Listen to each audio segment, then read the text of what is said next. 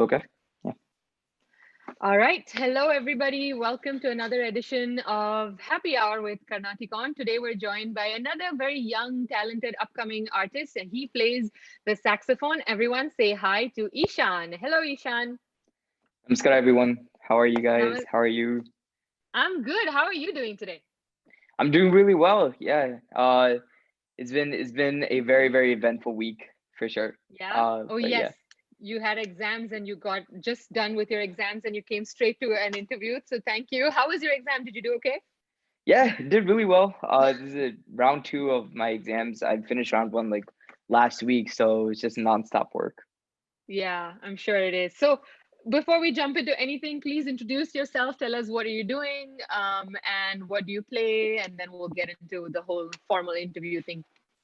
Okay, yeah. So hi everyone. My name is Eashan Krishnamoorthy. I am a sophomore at Rutgers University studying business. My major is supply chain management and finance. So a lot of techie banking stuff like that. Uh, as per music, I am a saxophone player. I play the alto saxophone, which is extremely common in Carnatic music. If you guys don't know what it looks like this, really gold, shiny, and fancy. So yeah, I've been playing this for I believe the past 10 years now. My 11-year anniversary is coming up. Been playing since N- fourth grade. Nice. And I've been playing Carnatic music specifically for I believe the past 5 years. Nice, nice. So how did you become interested in playing the alto saxophone and like who kind of inspired you to pick this up? Well, in third grade, I had the option to play violin. And after hearing my sister play violin, I knew for a fact that I did not want to play violin. So I had the option to either play a different orchestra instrument or wait one more year to pick up a band instrument. I didn't want to go into orchestra, so I decided to wait another year. And during that year, I listened to a bunch of bands that were playing around at the time, like classical bands. And I picked up on this one specific instrument that was just like so out there and it just sounded so melodious and it felt so familiar. Later on, I found out that it was the alto saxophone. And so that's when I decided to pick up the saxophone. And then as I went through elementary school, I did a lot of like my own work as well as what was going on in the band. And then in middle school, I was tutoring myself, doing a little extra research. I played the tenor saxophone, alto saxophone, and baritone, just all different styles of saxophones. And I realized that my favorite one was alto saxophone. Um, and then I started playing classical music. So Western classical music, so your Beethoven, Mozart, etc., etc. And I really liked saxophone, but when I picked up jazz, there was a lot of impromptu things that you can put in your own style, and that's what really attracted me to jazz. But there were still those rules, and I wanted to bend those rules, and there were certain rules that you just can't bend or break. And then I remembered that my mom played Bharatanatyam. My mom danced Bharatanatyam. She taught it to my sister, and my sister sang at the same time. And so Carnatic music has always just been around me. I played mridanga since I was in third grade. So it was very familiar. So I said, why not just try it out? And so I picked it up in ninth grade. I experimented, finally got a teacher, and here I am now. Nice. That's awesome. And who was your teacher who taught you Carnatic music? Well, my mridanga teacher's wife, Suchitra Lakshmi Shah, was my first saxophone teacher. So I listened to what she sang and I tried it out on the saxophone. Came out kind Wow. of shaky in the beginning, but slowly got used to it. And then we started searching for saxophone teachers. And then that's when I met my teacher, Shri, who lives in Karnataka. And he truly taught me the essence of being a saxophonist, a Carnatic saxophonist at that. So each time I go to India, I learn under him. And I also learn under Skype, and it was an absolutely amazing experience.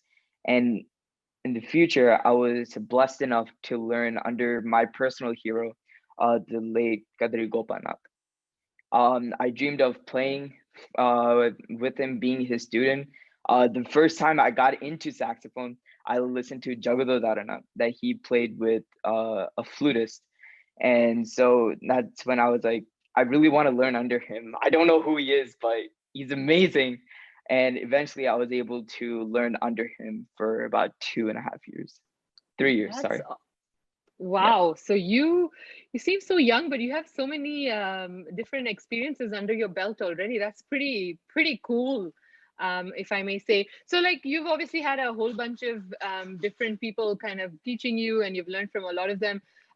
What were some of the influences that who were some of your influences when you were growing up, and like who are you currently checking out in terms of like the whole Western or Carnatic, music scene? Well, I started off playing Western saxophone. And I wanted to just try out classical. So I tried out for like the Regions band, which is extremely competitive. And so during that time, I was able to actually have a Western private tutor. And he taught me the fundamentals of saxophone, like how to bring in vibrato, which is gamka, as we would say in Mm-hmm. Carnatic music, how to correctly position the saxophone in your mouth, proper ways to like key, it's called key clicks. So there were just so many different techniques that went into it that honestly baffled me, because my opinion, I thought, saxophone, it's not too hard, but it's not too easy at the same time. But little did I Yeah. know all the little techniques that went into it. So Mm-hmm. I would absolutely say that he was one of my main influencers in the beginning stages. And then after that, I learned under um Suchitra Lakshmi Shah, who helped me in terms of intonation and actually hearing it, being able to translate, which definitely helped with my current teacher, Nagavalli Nagaraj auntie, uh, who's also based out of Karnataka. So she is absolutely one of my most influential teachers. She helped me understand gamkas to what I know right now, and how, because before it used to be like really wild and really untamed, and she like tempered it down to make it sound really more professional than what it was before. So I would say those are my main influencers. Nice. So you're obviously you talked about like, developing your own sound, your own technique and like approach to learning all of this. So like what is your process when you're trying to develop you know, your own personality in playing? First things first, I listen to the song as a whole and I try playing it. It always turns out terrible. It always sounds absolutely horrible. But that's how you always start off, right? Like whether it's you're trying it out piece by piece or just trying it out all together. My main mission in the beginning stages of learning any song really is to just be familiar with it. That's what I really wanted to do. And then after that, I'll break it down into like Pallavi, Anupallavi, Charana, and there's a Chittiswara. I'll go into that as well. And I'll break that even further down. So this is one of those influences from my Western private teacher, who I used to learn under, where he would break every single line down. So if there's like 6 lines to a song, I would I would learn the first 2 lines the first week, and then the first 2 lines, and then third line, so on and so forth. So I kind of bring that into the Carnatic music that I'd be learning, or even Bollywood music. Sometimes I like to experiment around, right? So I would try and like mix things up and see what happens, and slowly but surely, by the time I finish the process and actually trust the process, it turns out really well. Nice, awesome. What are your thoughts on like how important equipment is? We always talk about like the player and the equipment. Do you find yourself kind of sticking pretty much to the same gear, or do you change it around? How important is an equipment for a saxophone player? Equipment for a saxophone player, I would say it's very, very important. Um, for equipment specifically, I would say it breaks down into, let me count, 1, 2, 3, 4, 5 main parts. Two of them is maintenance, three of them is the actual saxophone itself. So I'll break it down for you right now, actually. So this is a C star mouthpiece. This mouthpiece is one of the best mouthpiece that a student can get. Um, and it really helps you develop the quality that you want to hear in a classical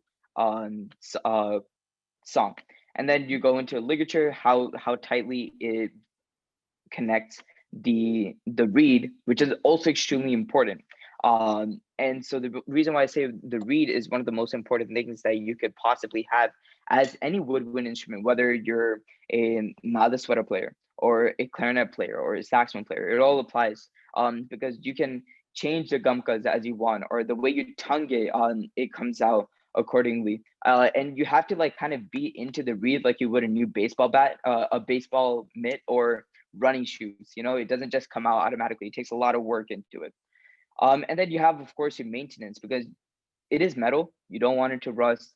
You don't want it to get dirty because it can affect the way it sounds. So I would say equipment is by far one of the most important parts. Keeping your saxophone clean and efficient at all times is absolutely important, especially when before going on stage. Yeah, nice. So going on stage, have you performed a lot before in the past? Yeah, so I have been performing instruments for the past 10 years. Yeah, about 10 years. Nice. So that before concert jitter, it was definitely there. It still definitely is there, but you get better at handling it over time. Um, in terms of like actually getting on stage, there's a lot of work that goes behind it. So when you're on stage, if I'm not able to perform the concert at least 2 days in advance, then I won't feel as confident as I would otherwise. So that's why I try my best to make sure I don't procrastinate the work. Nice. And what kind of instruments have you played at all these concerts? So in Carnatic, I play only the alto saxophone. So one that Hmm. I'm most comfortable with is the ones that I personally think sounds best. Hmm. But when I was in high school and middle school, I would try all sorts of instruments. I've even played the clarinet on stage, just for kicks, Nice. because why not? I played the trumpet at one point because it was fun for me. But I would honestly say my most memorable moment when on stage at school would have to be when I was in, I believe, seventh grade. Played the baritone Hmm. sax. It was about double my height, so I Wow. had to sit on about 6 books to even reach the mouthpiece. So my legs were dangling in the front row. Back then, it was really like, I hope no one sees this. But now, like, think about it, it's really funny. And I would have to say that while playing the baritone saxophone, it's a huge instrument. I was a tiny Hmm. kid, so it helped with like my lungs and actually building it up. So every single instrument that I've ever played, it's actually helped me to this moment. Yeah, I was going to ask you that. So you've played a few different wind instruments. Like how similar or how different are all of these instruments to play and learn? So different, so different. You would think actually that if you get like one woodwind instrument down, like for the most part, you'll be able to get the others. Alto saxophone, tenor saxophone, for the most part, it's not too different.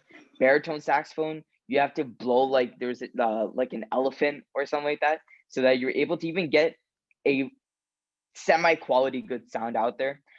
Soprano saxophone and clarinet, when I tried it out, I couldn't get a sound out for 2 weeks. I had to figure out what I was doing wrong.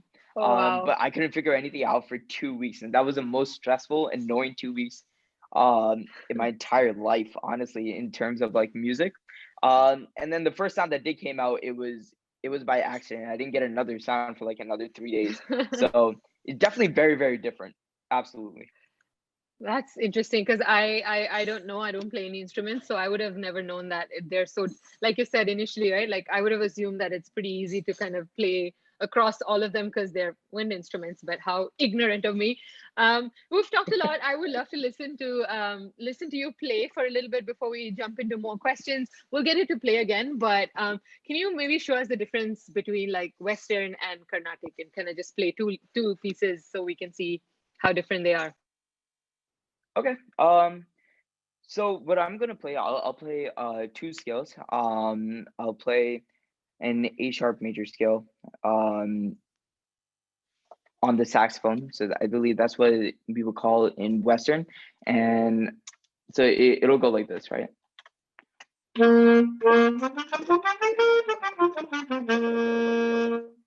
So if you notice, there isn't really much going on. It's just me going up and down the scale. But what the most hardest part is keeping the notes as you go up stable, right? So on the embouchure. So if you would play it, or even hold it out, right? If I had bad embouchure or like mouth muscles, it would sound something like this.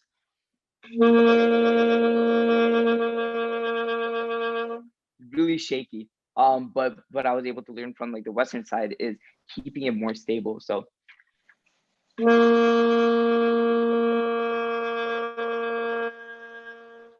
far more stable. And Yeah. overall it helps with stamina and like make it just sound good in general. Now Mm-hmm. in Carnatic, it's very different. So I'm gonna play the same thing. In Carnatic, we will call this Shankarabarana. Mm-hmm.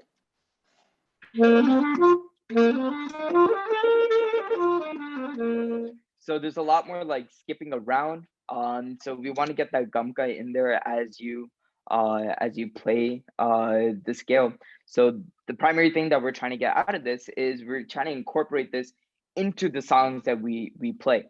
So if I were to play any song in Shankarabarana, but like in the Western style, it would sound very bland. Like there's no salt or pepper or garlic or paprika, something. But if you're to play a Shankarabarana song with the Carnatic style, with the gumkas and everything, then uh, it's just a lot more seasoning. It sounds way more pleasant and actually enjoyable, so you can actually interact with it and put in your own style. Nice. Wow. That's very intuitive. Like I learned quite a bit in that. Like, I didn't even realize that there's so much difference between these things. And you talked about stamina in there for a little bit. How important is stamina and how do you develop it, or how do you kind of, work on that I mean, I'm assuming it is very important, but how do you work on that? So in any kacheri, right, you have it will normally last like what, an hour, hour and a half. And since I'm a saxophonist, just like a vocalist would, or a solo violinist, or a flutist, we're like the main artist. It's going to be us playing almost the entire time, except when we give way to our mridangist or we're transitioning between songs. So stamina is absolutely important. So when you break down what you're playing itself, normally you'll have like collection of 7, maybe 8 kritis. And in those 8 kritis, 2 or 3 of them will have svaras, and it'll have alapanas and netavals as well, right? So you're playing all of these songs in such a short period of time. So not only, so like if you had it for a longer period of time, but like with more breaks, something of that sort, then stamina wouldn't be as important as like playing with like high quality playing. But because you're playing, you don't get any breaks whatsoever. It's far more important to have proper stamina, because you'll be going from alapana, and then in like 2 seconds you'll be playing your kriti, and then immediately transition into the sweater where we be able to go back and forth. It's a lot of fun, but you need to be able to last that long for the fun to happen. And then you have to end off, and with all these different styles and techniques, you can't get confused whatsoever, because each song or almost every song will have a different raga. So like a different scale with different notes and whatnot. So it's not even the stamina of your physical being, but also mental. So you have to memorize everything. You have to make sure that you're able to last that long. I would say for saxophonists, the best way to get through and build up your stamina would be by playing something called long tones.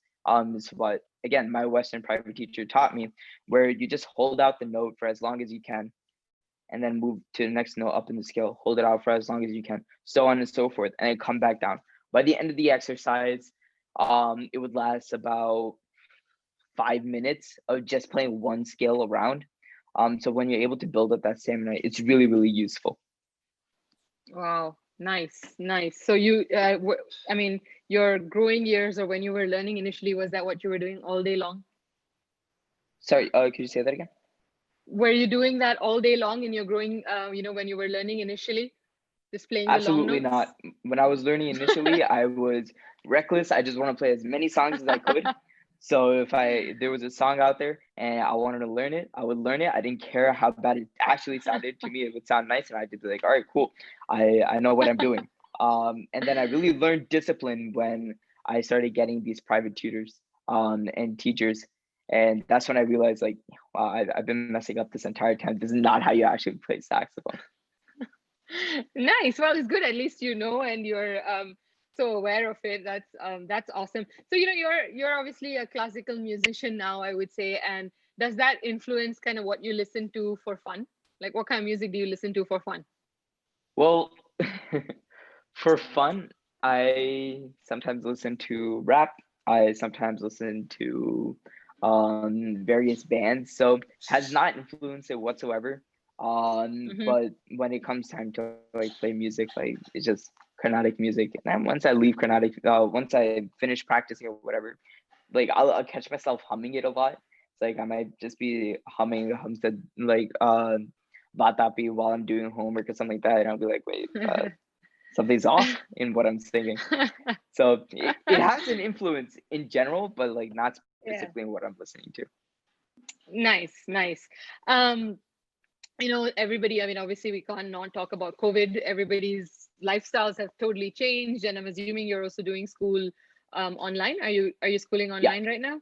Yeah. Yes. So like what have you picked up during this phase that you think that you will continue even after COVID, when we hopefully return to the normal life?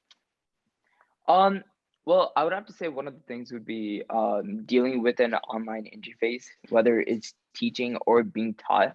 I'm also a tutor. I tutor on the side, Hmm. and it's always been online. So it's definitely helped me with like actually understanding what to do, whether it's in class. And I'm sure like it will definitely transition over to CarnaticON when I actually like start teaching.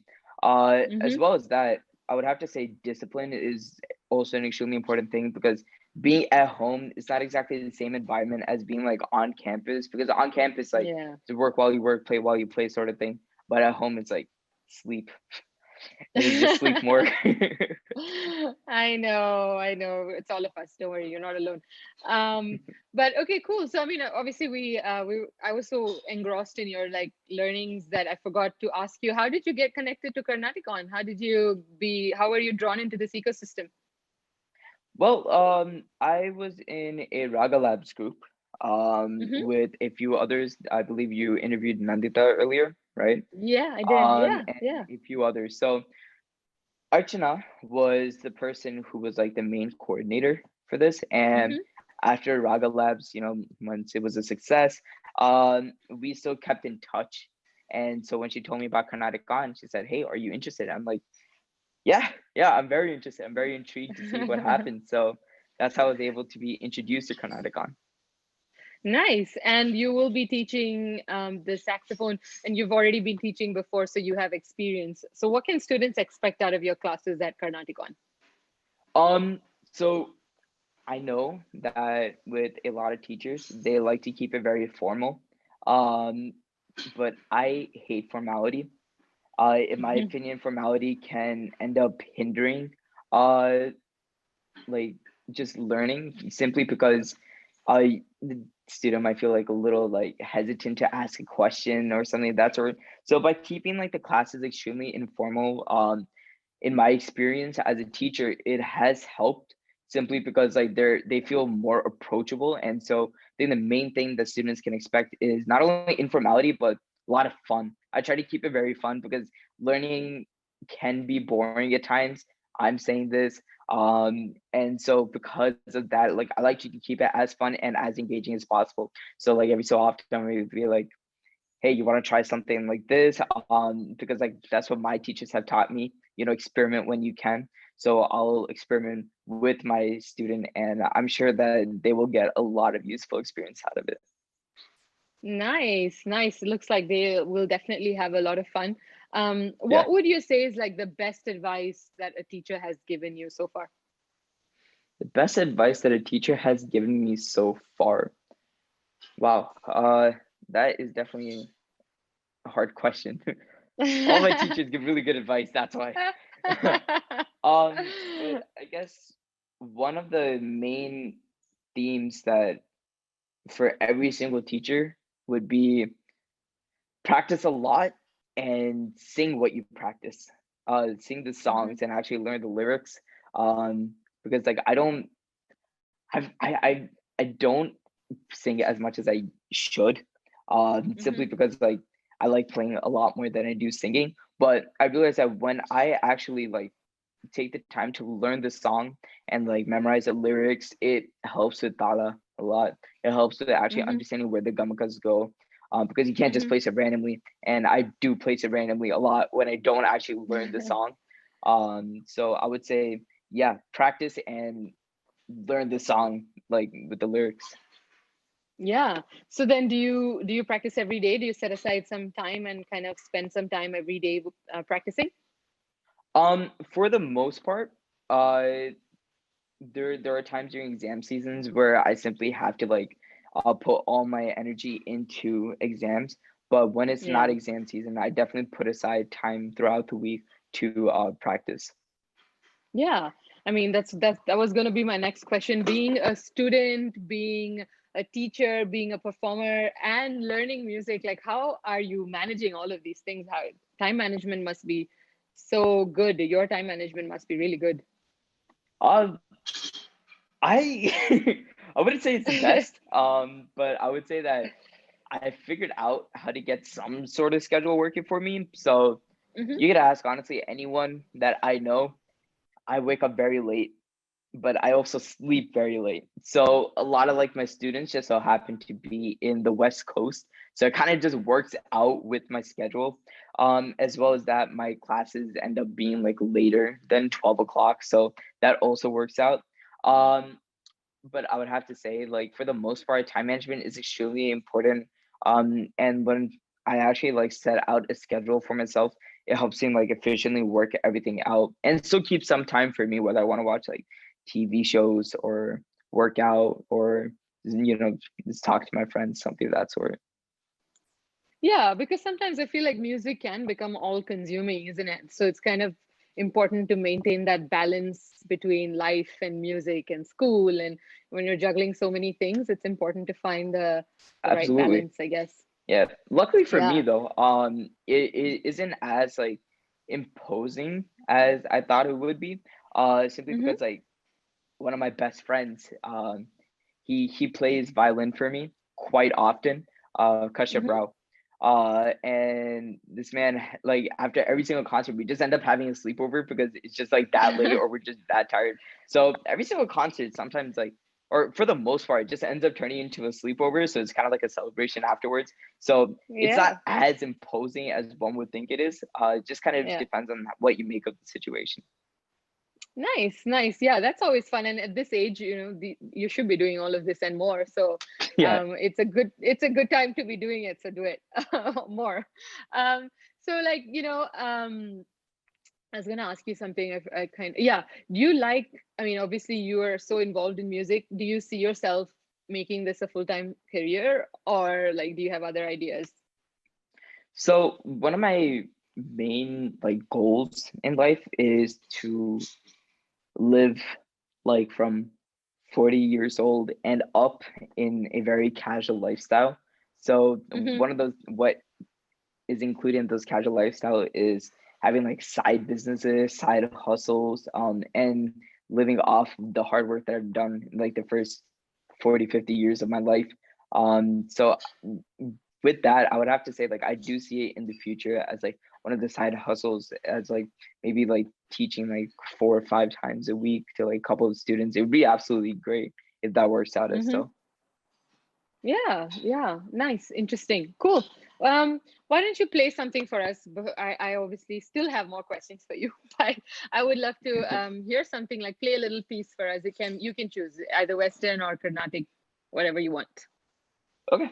Um, I've been playing Carnatic a lot more, so I think I'll stick to that.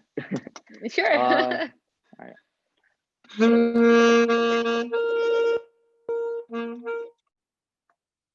The song is called Manasaya Tilo. It's in Raga Malaya Maruta. It's also called the Morning Raga.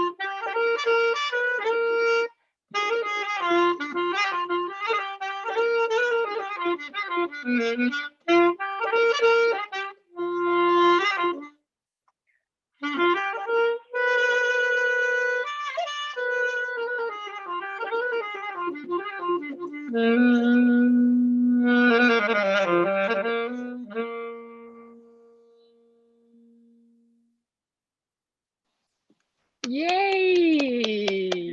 I don't think I've ever heard the saxophone up close being played in like Carnatic, Carnatic saxophone. That's pretty cool. That was really good. Definitely a fun Really, time. really good. Yeah, it's really, really nice. I have a question for you and a request, actually. I'm not sure if you know this, you can totally say no, but like one of my favorite all-time songs with the saxophone is this Tamil song called Anjali Anjali. Have you heard it before? I played I remember playing it. I I'll try it. Yeah. I won't promise a clean. I'll promise that I'll mess up, but I'll try it. It goes No. like Yeah, that would be fantastic. Anjali Anjali Yeah. Pushpanjali. Yeah. It's got an amazing saxophone solo in the middle.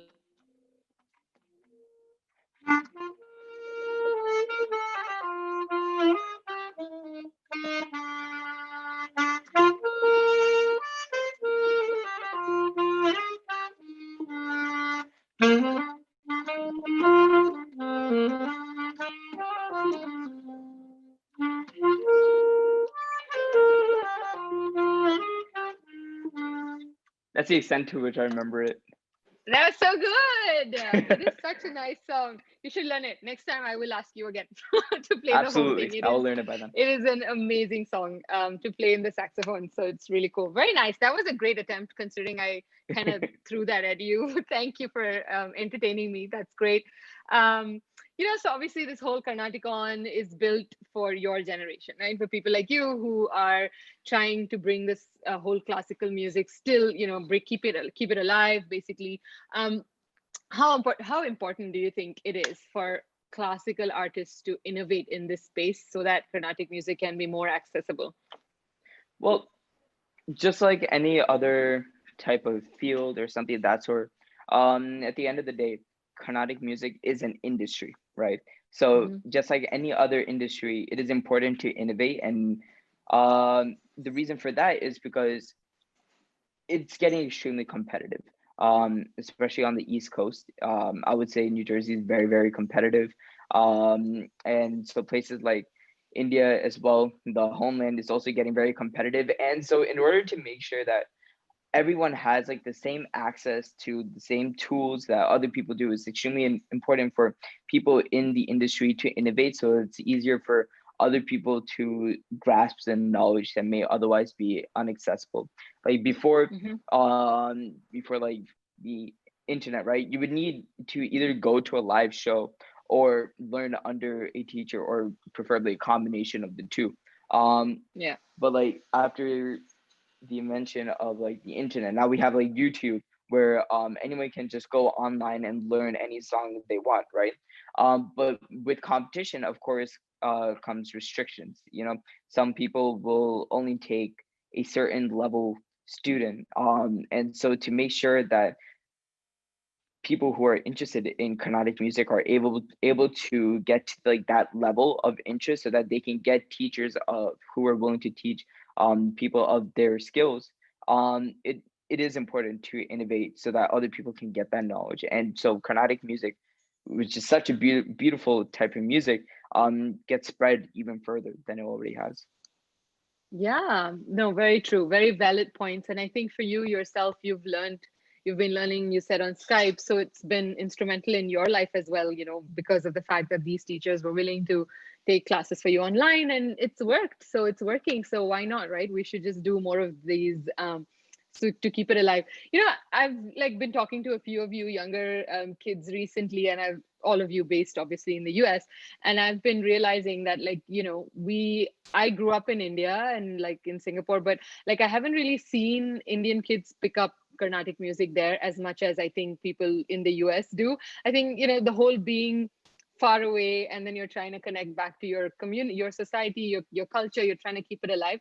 How like you must have been introduced to it when you were younger by your parents, but then when you grew up, what motivated you to keep continuing that? Because like me growing Uh, up, my parents put me in like music school, and I was like, this is not cool, I'm not going to do this. So what kept you going? well, at first, I was like any other uh kid who was put into music forced by their parents, and I was like, I want to do this, I want to go outside and play soccer and stuff like that. So they would tie in soccer into it, saying like you can only go outside if you play like like an hour of saxophone or like mridanga or whatever I was playing at that time.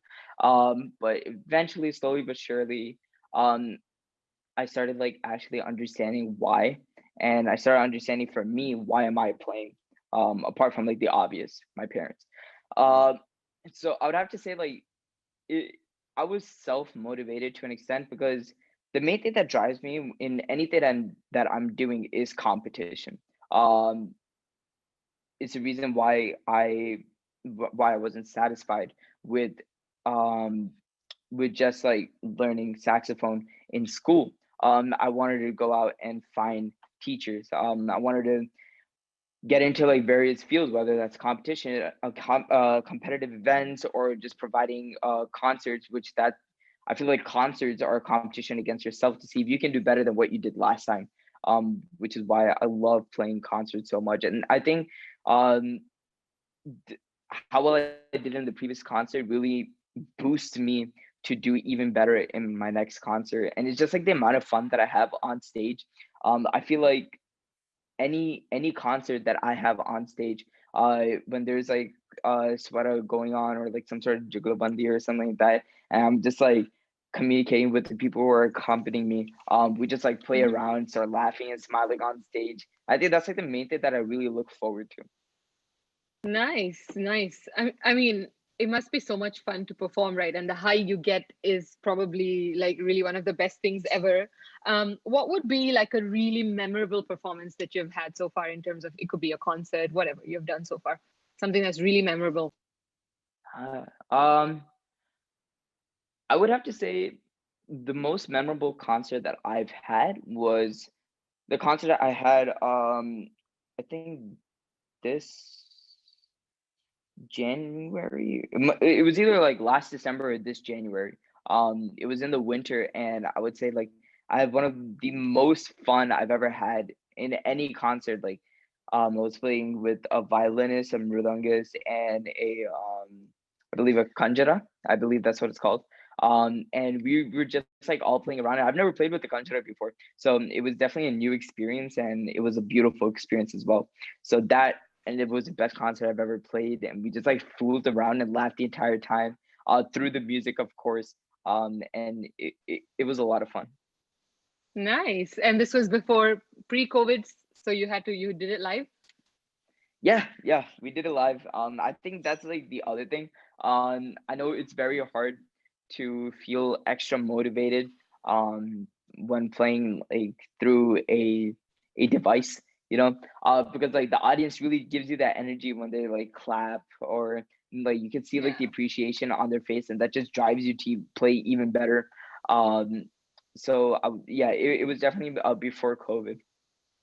Yeah, yeah. What have you played any like virtual concerts since then? Yeah, I played three virtual concerts, uh three three or four virtual concerts, something like that. And it was definitely a different experience. To be honest, I didn't know how to feel because it was like my first time experiencing something like this, and like I didn't have like my usual drivers, which would be like the audience and like people accompanying me. But at the end of the day, like I knew, like I remember what was important to me, and what was important to me was that saxophone for me is fun. So Hmm. I just forgot about everything and just focused solely on the fact that I was playing the saxophone. Nice, nice. What are you doing anything else? Like, it's coming up to so-called Margali season for where most Carnatic musicians are super busy. What are you up to in the next few months? Yeah, so I have one concert coming up in the middle of November. And I believe I may have a concert coming up in January, but that is to be determined. Nice. And these will all obviously be still virtual concerts. Of course. Yeah. Are you doing any, is it going to be a solo thing, or are you working with a bunch of other artists for these concerts? It's gonna be one of them will be solo. That would be the Mm-hmm. one in November. Luckily I Mm-hmm. have a mridanga box. It just plays like different mridanga beats too. Like depending on the tala. So I just put the setting in, speed, and it gets some sensation of like a live concert back. But of course it's not the same. Yeah. And the one in January, February, the one that might be there, I not quite sure yet. Everything is to be Yeah. determined. Nice, nice. Great. Good. So there's some fun stuff coming up for the holidays, and send me the link to your concert in November. I would love to watch it. And we Absolutely. should Yeah. we should we should share it on CarnaticON too, and get more people to come watch it as well. So it's been great talking to you. I didn't realize it's almost been an hour. Thank you so much for Oh spending wow. time with us today, Ishan, especially after Thank you your for whole bringing me on. yeah, no, of course. I think we're super excited to have young people like you. This is the whole point of CarnaticON. So to have you teach the next generation, I think it's a very fulfilling cycle for us for sure. And yeah, so it's been great chatting with you. We're really excited to have you.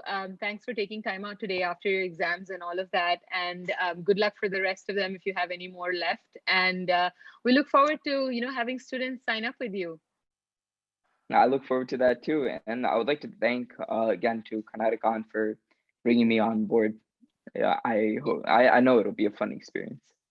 It will be, I'm sure, and I'm sure the kids will learn a lot from you. You seem to be a very mature boy who has a lot of information to share already, and I'm really excited to see what you'll do with us going forward, and happy to watch you grow through CarnaticON as well, and of course in your other ventures. So I'll catch you real soon, Ishan. Thank you again so much for your time today, and I'll let you go so you can go to bed. It's really late for you already, but thanks again, and everyone else watching, thank you for joining us for yet another edition of Happy Hour, and we will see you next Friday.